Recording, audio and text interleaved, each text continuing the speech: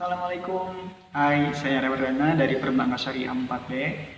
Video ini saya buat untuk memenuhi kuis kedua mata kuliah Manajemen Pengawasan Bank dan Lembaga Keuangan Syariah. Kasusnya adalah penyimpangan dalam pelaksanaan prosedur pemberian kredit oleh Bank Perkreditan Rakyat atau BPR.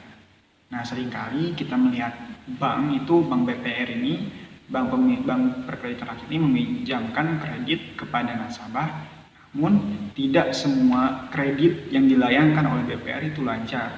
Jadi ada yang macet-macet itu, bahkan ada yang tidak bayar. Nah, teman-teman, hal ini dapat ditemukan oleh dua faktor. Yang pertama bisa faktor internal, yang kedua bisa faktor eksternal. Nah, faktor internal itu adalah faktor yang ada dalam perusahaan itu sendiri. Seperti contohnya itu ada pihak analis yang memang yang salah dalam memperhitungkan nasabah.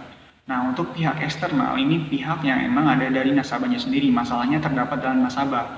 Nah, ini juga terbagi dua, ada yang disengaja maupun yang tidak disengaja. Yang tidak disengaja ini seperti nasabahnya ketimpa musibah, seperti itu. Kemudian kalau yang disengaja ini nasabah yang memang dia tuh nggak niat untuk melunaskan kreditnya, jadi cari-cari banyak alasan seperti alasan BBM naik, harga pangan naik, intinya dia mengadu dombakan pemerintah sehingga dia kreditnya macet, seperti itu. Risiko yang ditimbulkan adalah risiko kredit. Nah, tentunya karena piutang tadi yang belum tertagih akibat nasabah ini telat untuk melunasi kewajibannya ataupun tidak membayar kewajibannya sama sekali, ini akan mempengaruhi perusahaan itu sendiri. Jadi dampaknya bisa timbul kerugian akibat permasalahan tadi.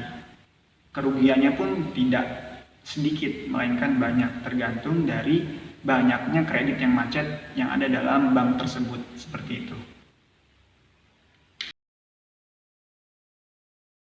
Bank tentunya harus melaksanakan manajemen risiko kredit dengan memitigasi kerugian.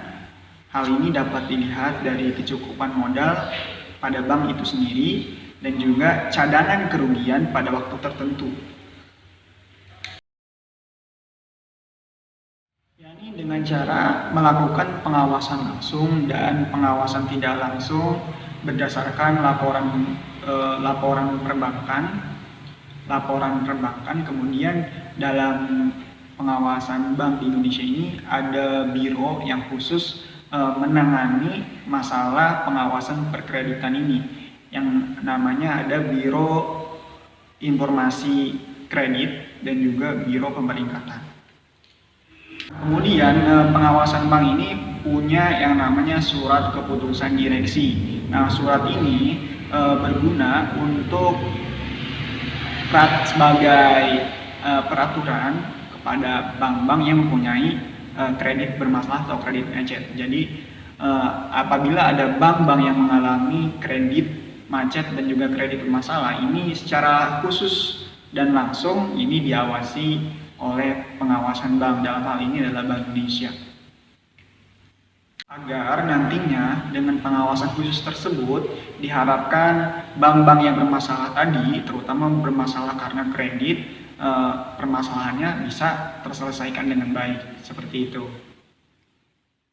Terima kasih, mohon maaf apabila ada salah-salah kata. Assalamualaikum. Dah.